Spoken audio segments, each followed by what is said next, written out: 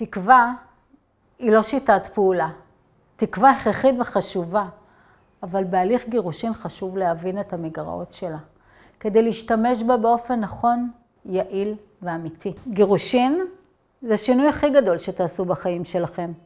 תיאלצו להתמודד עם צמתים שונים בהליך הגירושין, זמני שהות, מזונות, פירוק שיתוף ועוד כהנה וכהנה. לפעמים לכל זה התווספו משתנים נוספים כמו אלימות, ניכור הורי, הברחת נכסים ועוד היד נטויה.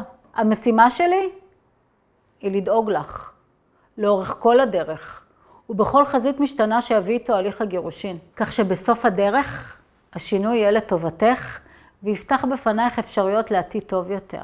אני מבינה אותך, עברתי את זה.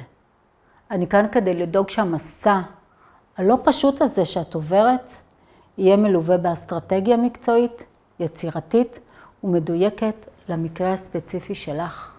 ושהוא יסתיים במצב הכלכלי והרגשי הטוב ביותר עבורך.